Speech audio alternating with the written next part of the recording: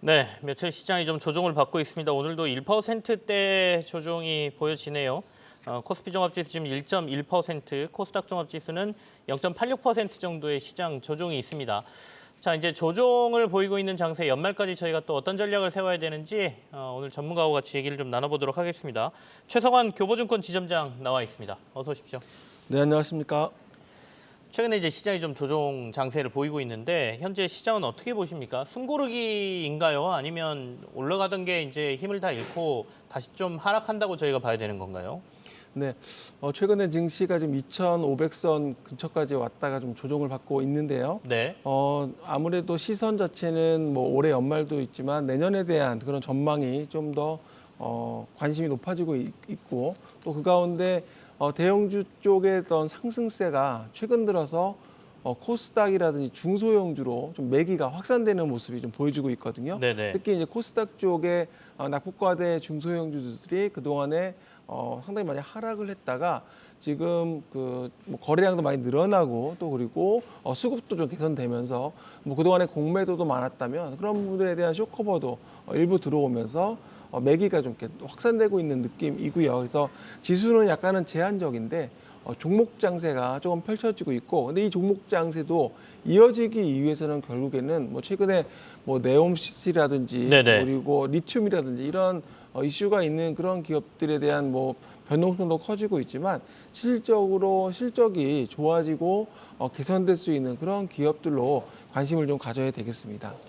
결국에는 지수는 크게 못 오르고는 있지만 종목별로 보면 크게 오르는 데들이 있으니까 종목 장세가 좀 나타날 것 같다라는 말씀이시고요.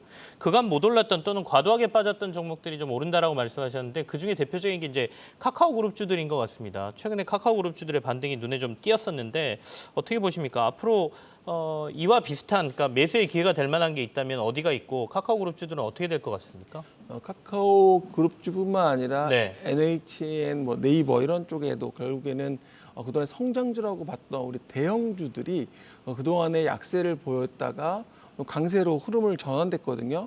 물론 이제 그동안 낙폭과대라는 부분도 있었고 또 가격도 뭐 메리트에 대한 부분들도 분명히 있었을 겁니다. 그리고 금리에 대한 부분들이 일단은 뭐 CPI나 PPI나 이런 부분들이 인플레이션에 대한 정점에 대한 이야기가 계속 나오고 있거든요. 그러다 보니까 금리 인상 속도라든지 폭이 앞으로 줄어들 것이다. 그리고 속도도 느려질 것이다라는 그런 전망 속에 다시 한번 성장주가 움직여주는 그런 흐름이고요.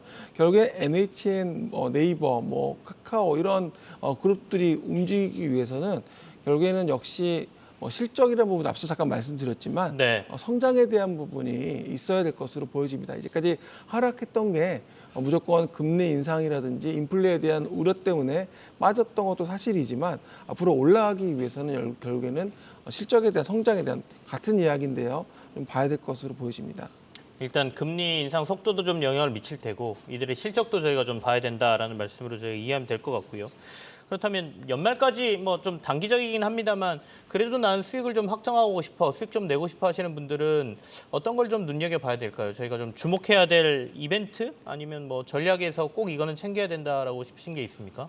최근에 뭐 변동성이 좀 있다 보니까 네. 오늘 빈살만 관련해서 뉴스도 계속 나오고 있고 네옴시티 관련해서 뉴스도 나오고 있는데요. 뭐 관련돼서 수혜주가 있을 수도 있고 또 그리고 어떤 뭐 계약이라든지 전망에 대한 그런 분명히 또 형성이 될 것으로 보여지는데요.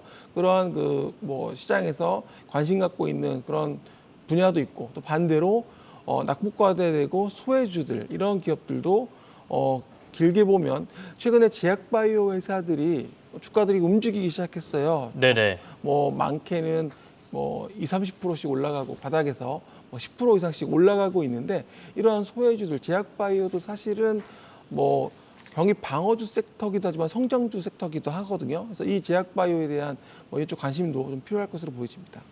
제약바이오 관심을 좀 갖자라는 말씀이시네요.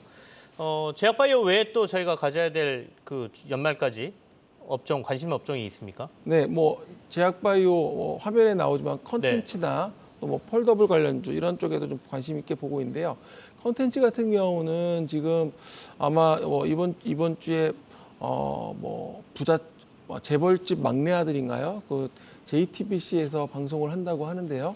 거기에 따른 송중기 효과에 대한 부분도 좀 봐야 될 것으로 보여집니다. 송중기 효과로 관련된 기업들이 뭐 컨텐트리 중앙이나 뭐 레몽레인, 위직 스튜디오 이런 네네. 기업들인데요. 그래서 결국엔 과거에 우영우 변호사에 대한 그런 것처럼 드라마가 히트를 치고 이에 따라서 글로벌 판권 계약과 함께 다양한 부가가치가 창출된다면 관련주로도 이런 K 컨텐츠도 올해 연말에 좀 주목을 좀 해봐야 될 것 같고요.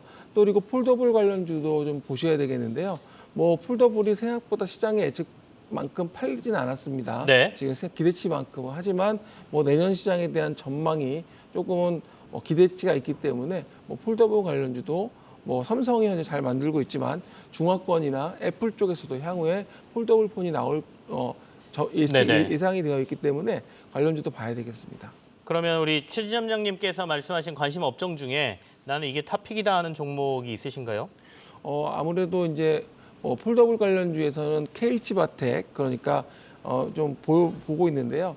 이 KH바텍 같은 경우 이 폴더블 스마트폰 판매가 예상보다 부진하지만 뭐 내년에는 좀 성장이 전망이 되고 있고 또한 그 힌지 그러니까 디자인 부분에 따른 그 변경의 뭐 판가가 P가 올라가고요.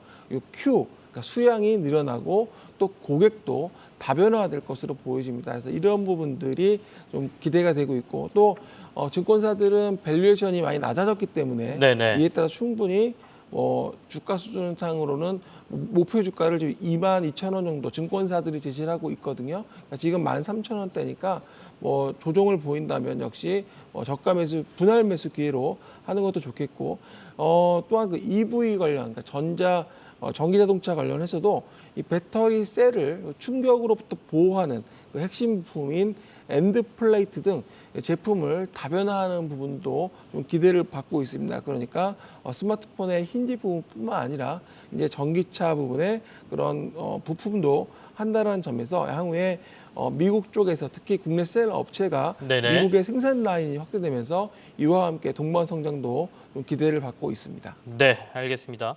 연말까지 좀 관심 가져야 될 업종을 헬스케어 컨텐츠 폴더블 관련주 이렇게 말씀하셨고요. 그중에 탑픽은 KH바텍이다 이렇게 오늘 설명해 주셨습니다. 교보증권의 최성환 지점장과 함께했습니다. 감사합니다. 감사합니다.